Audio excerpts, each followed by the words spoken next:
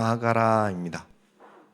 오늘 우리가 말씀을 통해서 나와 하나님이 함께 연합하여 움직이는 것을 깨닫는 모든 소원교회 성도님들이 되시길, 특히 이 눈길을 뚫고 정말 힘든 이 눈길을 뚫고 온 여호와의 군사들에게 큰 하나님의 은혜가 가득하길 예수 이름으로 축원합니다.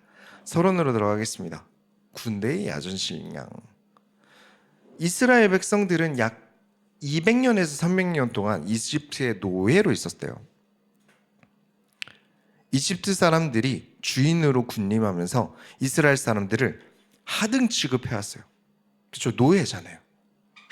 그런데 모세가 하나님의 말씀을 준행하니까 이집트가 재앙을 만나면서 이집트 사람이 이스라엘을 노예 취급했는데, 이 이후부터 하나님이 역사하신 이후부터는 이집트 사람이 이스라엘 사람들을 위대하게 보았어요. 심지어 파라오의 신하, 정치인들도 이스라엘 백성을 위대하게 보았어요. 나는 하나님의 군대가 되어서 세상에 위대하게 보일 것인가?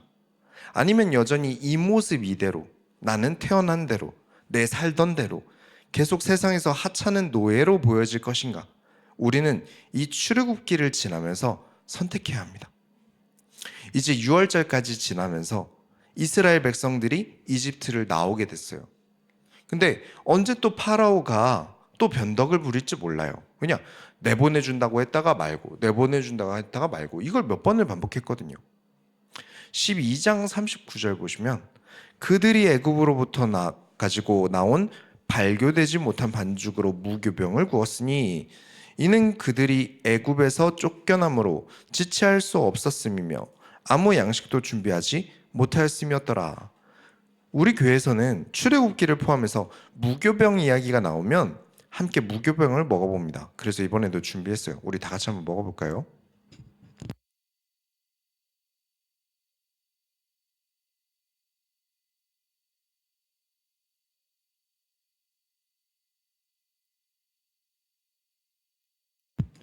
네, 지금 한번 드셔보시면 됩니다.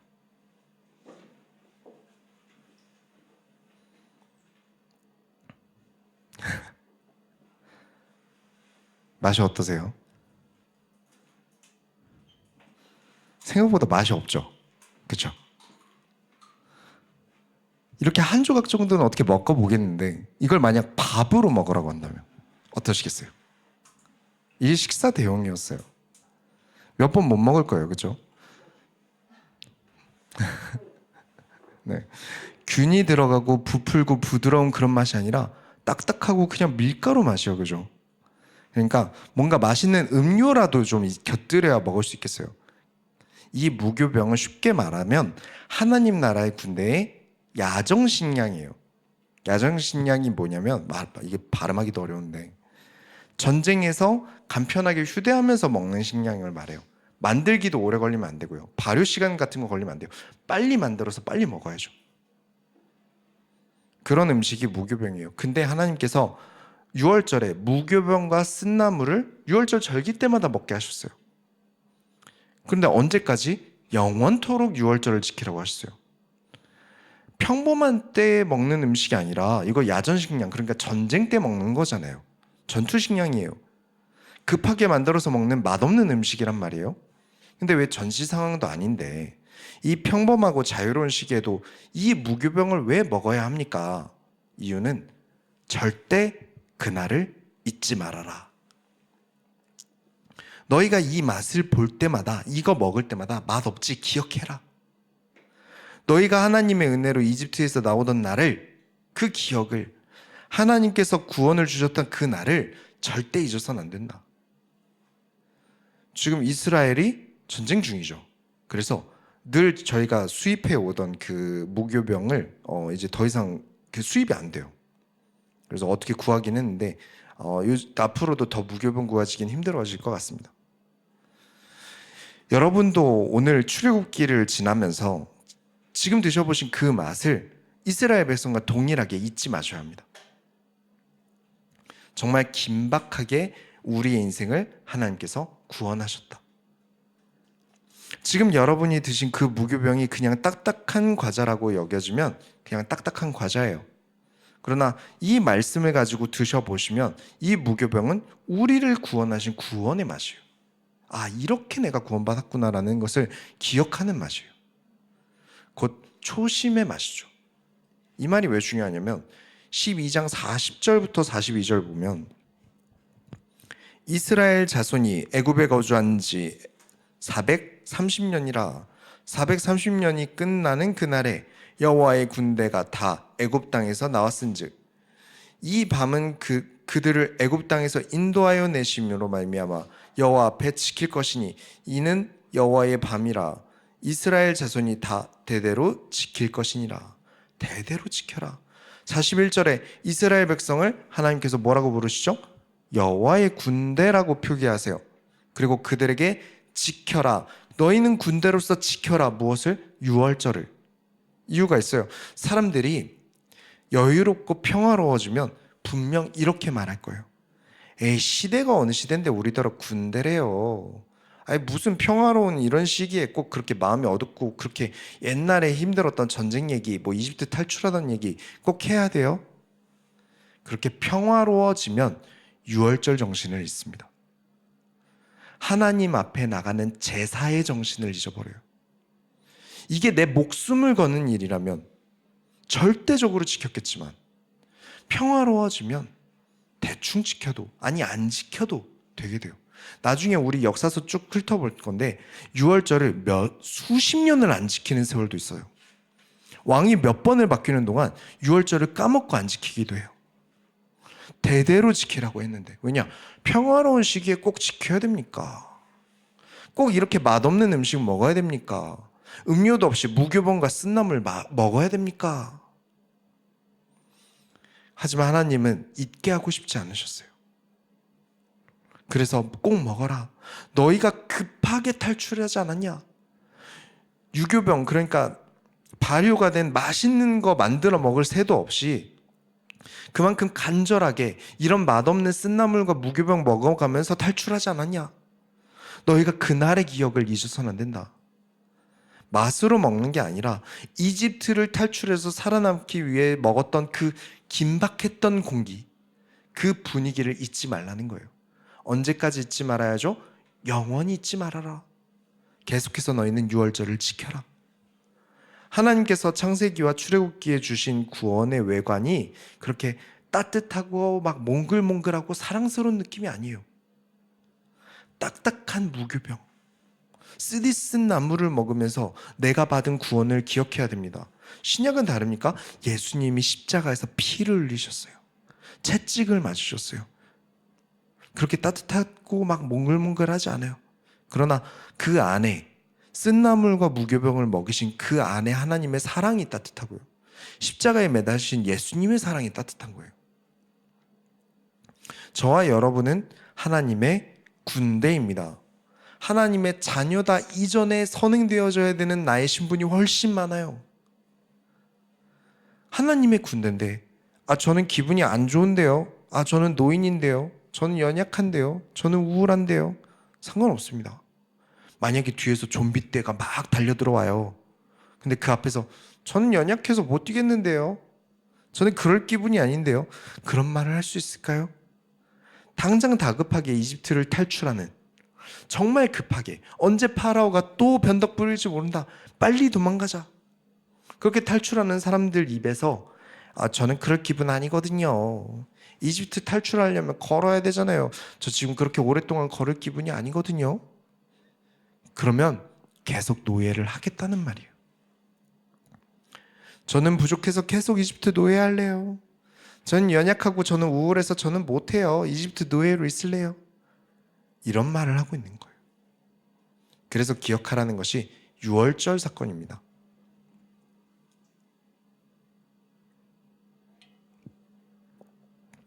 그 누구도 핑계대지 마라.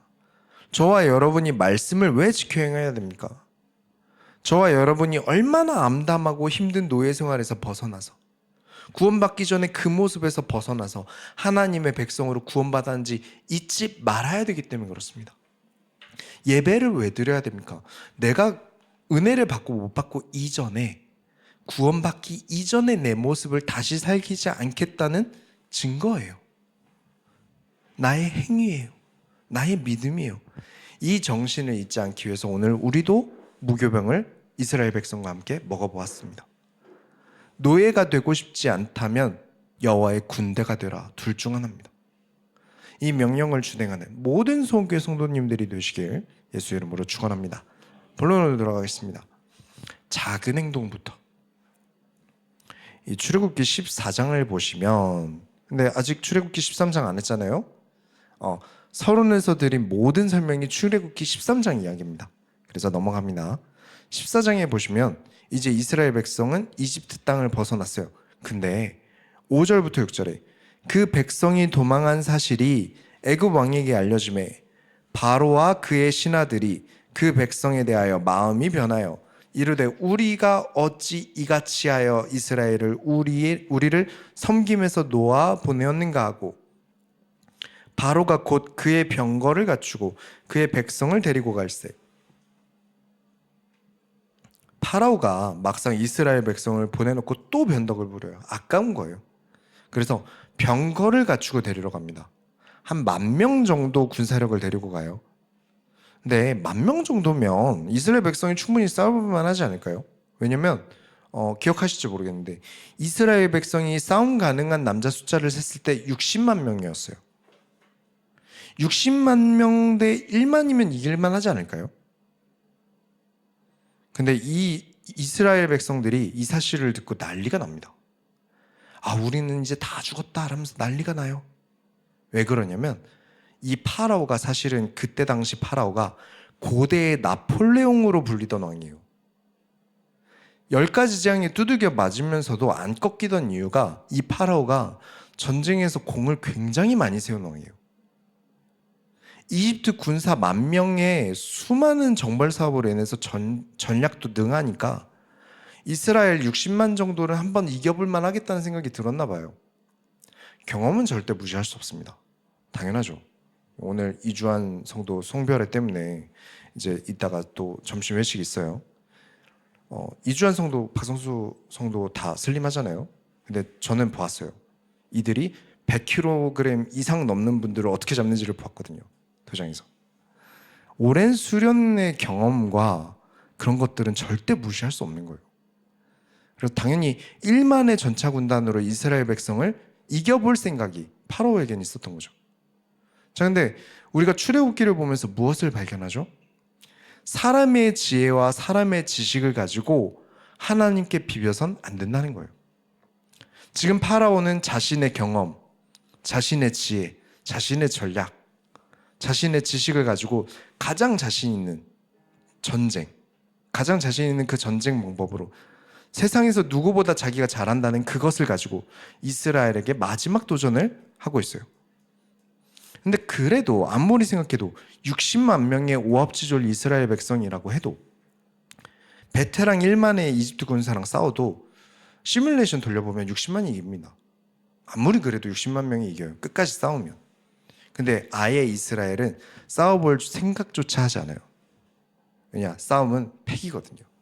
그렇죠? 이스라엘 백성들이, 이스라엘 남자들이 싸워본 경험이 없기 때문에 그래요. 그렇게 이스라엘 백성들이 이제 홍해 앞에 서 있습니다. 14장 10절부터 11절에 바로가 가까이 올 때 이스라엘 자손이 눈을 들어 본즉 애굽 사람들이 자기들 뒤에 이른지라 이스라엘 자손이 심히 두려워하여 여호와께 부르짖고 그들이 또 모세에게 이르되 애굽에 매장지가 없어서 당신이 우리를 이끌어내어 이 광야에서 죽게 하느냐 어찌하여 당신이 우리를 애굽에서 이끌어내어 우리에게 이같이 하느냐. 아이고 하나님 맙소사, 모세 네가 드디어 우리를 다 죽이려고 하는구나. 12절에는 그냥 우리가 다시 이집트로 돌아가자. 모세 말 듣고 나왔다가 우리 다 죽게 됐어. 이집트 가서 다시 노예에게 해달라고 싹싹 빌어보자. 원래 송충이가 솔리 먹는 거 아니야? 다시 노예로 돌아가자 그래요. 60만이잖아요. 노예로 살아온 지 오래돼서 자신감이 없어요. 겨우 1만이다, 싸워보자까지 거 해야 되는데 아무도 그런 말을 못해요. 하던 대로 노예를 하재요. 그렇습니다. 정말 이 이야기를 하고 싶어요. 왜 아무도 싸우자는 생각을 못하죠? 간단합니다. 싸워본 적이 없어요. 이집트에서 살 때 이스라엘 백성들이 말로는 뒤에서 엄청 욕했을 거예요. 이집트 글마들이 우리 아버지 일 못한다고 채찍으로 때리고 막 지기 뿌까 나도 살기 싫은데, 말로는 그렇게 했겠죠. 근데 현실에서는 싸워보지도 못해요. 그럴 자신감도 없고요. 학자들이 보기에도 이스라엘의 가장 큰 문제는 조직력이었다 그래요. 이미 아주 군사들 오기도 전고 싸우지도 않았는데 졌다 다시 노예로 하러 돌아가자 이러잖아요. 사기부터 없어요. 조직적으로 뭔가 이룬 건 막노동밖에 없어요. 이제 겨우 조직적으로 뭔가 같이 해본 게 6월절에 문설주에 피 발라본 게 전부예요. 이것이 중요합니다. 행동해본 것, 싸워본 것. 이 차이로 60만 명이 1만 명과도 싸울 생각을 못하는 거예요. 해본 적이 없으니까. 작은 싸움부터 경험들을 길러가 본 적이 없으니까 1만 명의 숫자가 너무 큰 싸움이 되어버린 거예요. 그래서 말뿐인 것을 저는 믿음으로 치지 않습니다. 말뿐인 믿음은 진짜 믿음이 아닙니다. 뭐를 위해 싸운 거예요? 싸워봤어야 합니다. 나는 무능하더라도, 당장 안 되더라도 행동을 해보고 말씀을 믿고 행동해보는 그 작은 경험들이 쌓여나가야 돼요. 근데 이스라엘 백성들은 그 경험이 없어요. 그러다 보니까 아이고 우린 못해, 우리는 안 돼, 다시 노예하러 가자 라고 하고 있어요. 연약한 믿음이죠. 작은 것부터 이겨온 경험이 많이 쌓여야 합니다. 이 체질이, 노예로 살아온 게 200년이 넘는 노예 시절의 체질이 온몸에 박혀 있으니까 하나님이 하신다, 지금까지 우리를 이끌고 이 자리까지 오게 하셨다, 그렇다면 우리를 이기게 하실 것이다 라고 믿음을 고백할 수 없는 거예요. 믿음도 경험에 의해 강해집니다. 이를 통해 우리를 가르치십니다. 말씀을 가지고 행동해야 하는 이유를 가르치세요. 말씀은 내가 하기 싫은 것들을 하게 합니다. 말씀은 내가 안 될 것 같은 것들을 하게 합니다. 그러나 말씀으로 싸워나가는 경험, 작은 싸움, 작은 믿음의 행동부터 하나씩 하나님의 말씀으로 나의 연약함을 이기는 그 경험을 쌓고 쌓아나가셔야 합니다. 그래야 군대가 됩니다. 소원교회가 말씀으로 싸워 이기는 조직력을 갖춘 군대가 됩니다. 그렇죠. 갑자기 전쟁하기보다는 체력 훈련도 하고 사격도 배우고 각계 전투도 해놓고 그리고 전쟁하러 나가는 게 맞지 않습니까? 근데 많은 사람들이 작은 믿음의 행동, 작은 믿음의 실천이 없이 막 그냥 기도 막 어떻게 부르짖어서 소리 많이 질러서 하나님께 큰 응답을 받고 싶어 해요. 그러면서 자꾸 나는 하나님 자녀니까 당연히 하나님께서 주셔야 됩니다 라면서 자녀의 권세만 이야기를 해요. 우리가 송구영신 때도 확인했죠. 예수님께서 자녀라는 표현 안에도 일을 시킨다는 개념이 들어있어요. 포도원의 첫째 아들에게 가서 일하라고 했는데 첫째 아들이 내 아버지 가서 일할게요 라고 말을 하고 일하러 가지를 않아요. 둘째 아들에게 그래서 가서 둘째 아들아 네가 가서 일 좀 해라 했는데 둘째는 싫어요, 제가 뭐 그런 걸 해요 라고 말해놓고는 뉘우치고 포도원 가서 일을 합니다. 그리고 예수님께서 질문합니다. 누가 아버지의 뜻대로 하였느냐? 그렇죠. 둘째가 아버지의 뜻대로 했습니다. 여러분이 그 포도원 주인이라면 포도원을 누구의 소유로 주시겠습니까? 포도원 일을 한 번도 안 해본 첫째 아들에게 아들이라는 이유 하나만으로 주시겠습니까? 아니면 내가 뭔 말을 하면 싫다고 하지만 그래도 아버지 일이라고 챙겨서 한 둘째 아들에게 주시겠습니까? 저라면 둘째 아들 주겠습니다. 제가 만약에 포도원 주인의 첫째 아들이고 아버지가 둘째 아들에게 자산을 물려준다 그래요. 왜냐면 둘째 아들이 아버지 밑에서 굳은 일을 다 하고 있으니까요. 그러면 저라도 그래 인정해야지, 저 기업은 둘째 거야 라고 인정할 거예요. 그렇습니다. 하나님이 보시기에도 하나님의 기업을 물려줄 자는 똑같다는 거예요. 행동하셔야 합니다. 하나님의 말씀으로 작은 일부터 쌓아나가면서 하나님께 큰 응답까지 이어지는 삶을 살아나가셔야 돼요. 행동해보는 것, 싸워보는 것. 이스라엘 백성은 노예로 살면서 지금까지 해보지 않다 보니까 성인 남자 60만 명의 이집트 1만 군사와 싸워볼 생각을 못해요. 그래서 송구영 신대 드렸던 말씀을 절대 잊으셔서는 안 됩니다. 겨자씨만한 믿음이 산을 옮깁니다. 그러나 말뿐인 믿음은 무게조차 잴 수 없습니다. 겨자씨는 무게라도 잴 수 있지. 말뿐인 믿음은 너무 가볍습니다. 그래서 산은커녕 나조차도 못 움직입니다. 산은커녕 나도 못 움직이는 게 무슨 믿음입니까? 물론 하기 힘듭니다. 말씀대로 살아가는 거 행동하기 힘들어요. 말씀을 가지고 실천한다는 게 별거 아닌 것 같은데 그래도 힘들고 어려워요. 예배 나오는 것도 힘든데 한 주간 뭐 말씀 보고 큐티하고 얼마나 힘듭니까? 나 살기도 바쁘고요. 그래서 사람들이 쉬운 방법을 찾아요. 어떤 대단한 목사님 기도를 내가 받으면 낫지 않을까? 내가 대단한 기도원에 가면 내가 어떤 성령 충만을 받지 않을까? 그렇지 않습니다. 그 경쟁을 한대요. 어느 기도원 중에 어느 나무를 잡고 흔들면서 기도하면 기도응답이 빨리 온다 그래서 거기는 선착순으로 줄을 선다 그래요. 그렇지 않습니다. 나의 나음은 예수님과 나의 관계예요. 내가 예수님과 가까워져야지 나무랑 가까워지면 안 됩니다. 내가 예수님과 가까워지지 않으면 나는 절대 이 모습에서 벗어나지 못해요. 내가 예수님과의 거리, 곧 하나님의 말씀인 성경과의 거리에 가까워져야 됩니다. 신약 성경에 나오는 앉은 자를 일으키고 맹인이 낫고 귀머거리 소경된 자들이 낫고 이런 장면들이 어떤 기적의 장면으로 보시면 안 됩니다. 예수님과 거리가 가까워진 그 거리로 보셔야 돼요. 나의 나음은 내가 예수님과 가까워져야 됩니다. 곧 하나님의 말씀인 성경과 가까워짐입니다. 왜냐? 말씀이 육신이 되어 이 땅에 오신 분이 예수님이다. 누가 관계를 대신해 줄 수 없는 거잖아요. 나 대신 어떤 목사님이, 나 대신 우리 엄마가 예수님이랑 대신 친해져 줄 수 없는 거예요. 내가 예수님과 가까워져야 됩니다. 그래서 이번에 대표 기도를 세례교인회 안에서 여러분께 맡길 거예요. 부담스러우시겠죠? 당연합니다. 대표 기도는 원래 성도를 대표해서 나아가기 때문에 두렵고 떨리는 마음으로 하나님께 나아가는 기도예요. 성경에서는 하나님을 경외한다라고 합니다. 똑같은 말이에요. 두려워한다와 경외한다. 하나님을 사랑하는 사람은 하나님을 두려워합니다. 하나님을 사랑하는데 하나님을 두려워하지 않는다? 거짓말입니다. 두렵지만 해보는 경험.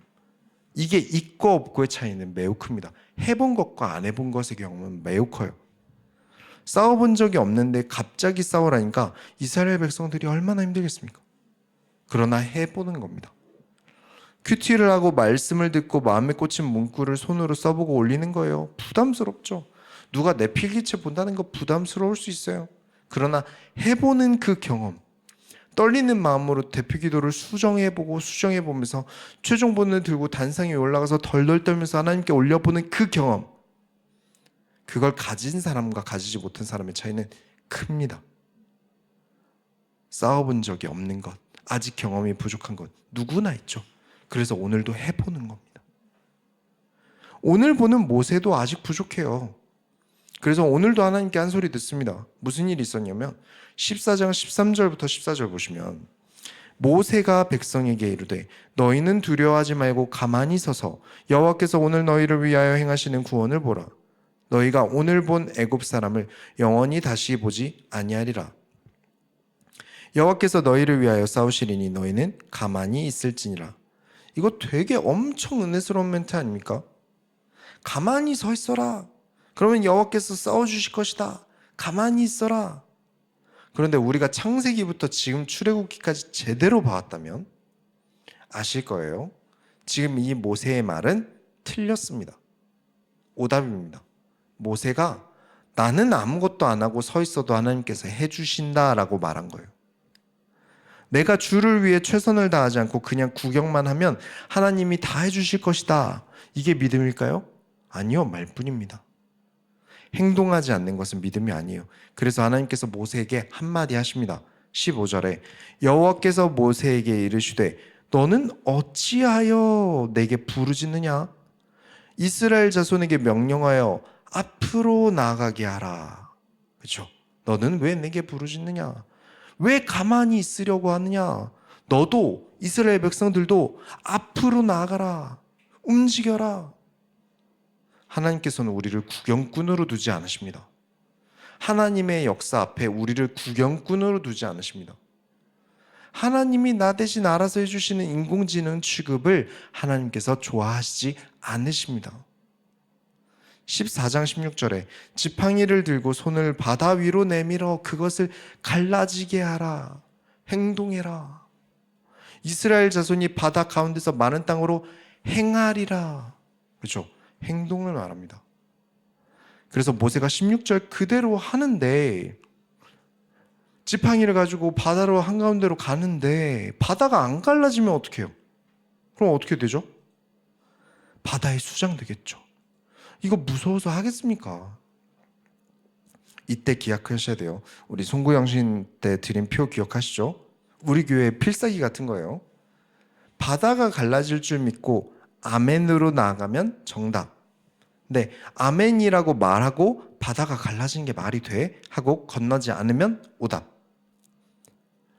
이스라엘 모든 백성들이 그쵸 60만 명, 남자만 60만 명인데 그러면 모든 이스라엘 백성들이 홍해가 갈라질 거라고 믿었을까요?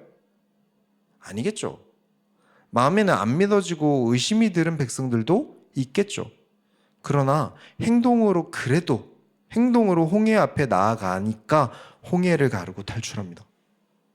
행동이 믿음을 나타냅니다. 행동하셔야 합니다. 우리의 믿음은 행동에 있습니다. 그래서 모세는 행동합니다. 그렇게 진짜 홍해 앞에 서니까 바다가 갈라집니다. 행동해 보지 않았다면 절대 알 수 없는 일이죠. 우리의 삶의 깨달음은 이렇게 이어집니다. 여러분의 신앙의 레벨은 그렇게 결정됩니다. 이제 모세는 그래도 레벨이 많이 오른 게 보이시죠? 지난 출애굽기 2강에서의 모세였다면 아마 이렇게 대답했을 거예요. 하나님 어떻게 바다가 갈라져요? 그냥 수장당하라는 거예요. 저는 못합니다. 저는 무서워서 안 돼요. 저는 나이도 많고 뭐도 안 되고 이것도 안 되고 혀가 둔하고. 근데 이번에 모세는 군말하지 않고 지팡이를 들고 손을 바다 위로 내밉니다. 그렇습니다. 행동할 때. 말이 아무리 합리적이고 지식이 많고 지혜로워도 행동하지 않는 믿음은 아무 소용없습니다. 하나님 말씀을 듣고 실천할 때 신앙 레벨이 올라갑니다. 왜냐? 경험치가 쌓이거든요. 그게 작은 실천이라도 그죠? 모세가 별거 있습니까? 사실 지난주에 말씀에서도 그렇고 지팡이 들고 땅 찍은 거 앞으로 내민 거 그게 전부예요. 그 작은 몸짓이라도 하나님의 말씀을 믿고 행했을 때의 역사는 10가지 재앙으로 일어난 겁니다. 이번에 홍해가 갈라진 것도 마찬가지고요. 그렇게 갈라진 홍해 사이로 이스라엘 백성이 먼저 들어가고 눈이 뒤집어져 버린 이집트 군사들이 따라 들어가다가 이집트 군사들이 홍해가 다시 덮이면서 수장돼 버리고 하나님께서 싸우셨습니다. 하나님께서 이기셨어요. 그러나 절대 이스라엘 백성들이 구경꾼이 되도록 두지 않으셨습니다. 우리의 삶이 그래야 합니다. 우리는 하나님과 함께 나아가는 여호와의 군대입니다. 결론을 내리겠습니다. 이집트에서의 탈출. 이제 이집트 밖으로 나왔어요. 드디어 이스라엘 백성들이 행동함으로 그 강하다는 이집트 군사들을, 그죠? 아까 파라오 말씀드렸죠. 전쟁에 수많은 업적을 일으켰던 그 군사들을 이겼어요. 15장 1절부터 2절에 이때의 모세와 이스라엘 자손이 이 노래로 여호와께 노래하니 일러스되 내가 여호와를 찬송하리니 그는 높고 영화로우시며 말과 그 탄 자를 바다에 던지셨음이로다. 여호와는 나의 힘이요 노래시며 나의 구원이시로다. 그는 나의 하나님이시니 내가 그를 찬송할 것이요 내 아버지의 하나님이시니 내가 그를 높이리로다. 경험합니다. 아직 처음이고 아직 갈 길이 많이 남았어요. 그렇죠? 아직 광야에서 또 40년 더 지내야 돼요. 이 출애굽기 지금 오늘 본 15장 이후부터 이제 그 모세가 죽을 때까지 40년 걸립니다. 그러나 계속 하나님의 말씀으로 작은 일들을 이겨나가는 경험들이 쌓여 나가지면서 이스라엘 백성들은 점차적으로 더더욱 군대가 됩니다. 우리는 이집트를 깨고 나가야 합니다. 나는 원래 이런 사람이야 라고 생각하는 이집트를 깨야 합니다. 진짜 출애굽기의 의미는 이스라엘 백성이 이집트를 탈출했다라는 이 이야기로 끝나면 우리에게 성경으로 이 출애굽기가 있을 필요가 없어요. 저와 여러분의 이집트에서 탈출해야 합니다. 나를 한정짓는 것, 나를 노예로 만드는 것들, 나를 노예로 만드는 습관과 체질들, 마음들, 생각들, 그 믿음 없는 것들, 그 믿음 없는 모습들에서 탈출해야 돼요. 돈의 노예, 어떤 일들의 노예든 좋으니까 탈출해야 돼요. 나는 원래 그냥 지팡이야 라는 그 모습을 깨기 위해서 하나님께서 지팡이를 뱀으로도 바꾸시고 그 지팡이로 땅을 치니 이가 나고 나의 강을 피로 바꾸기도 하셨습니다. 내가 가지고 있는 인식의 한계를 깨셔야 됩니다. 지팡이인 게 맞죠? 나는 지팡이야. 겨우 지팡이가 뭘 할 수 있겠어. 맞습니다. 틀린 말은 아니에요. 그러나 하나님께서 쓰시면 달라진다고요. 하나님께서 나를 쓰실 것을 믿고 가만히 있자가 아니라 행동하자. 나는 여호와의 군대다. 저와 여러분들이 해야 하는 것들은 큰 것이 아니에요. 작은 것들입니다. 작더라도 믿음으로 행동하는 것. 작더라도 믿음으로 도전하는 것. 내가 교회를 위해 작더라도 헌신하는 것. 누군가는 그렇게 생각할 수 있어요. 뭐 작은 교회 역시 뭐 큰 교회는 다 큐티도 하고 대표 기도도 다 하는 건데 뭐 그렇게 목사님이 설교에서까지 이렇게 언급을 하실 정도로 큐티 얘기를 하고 대표 기도 얘기를 하시냐. 그렇지 않아요. 저는 압니다. 아무리 큰 교회라도요.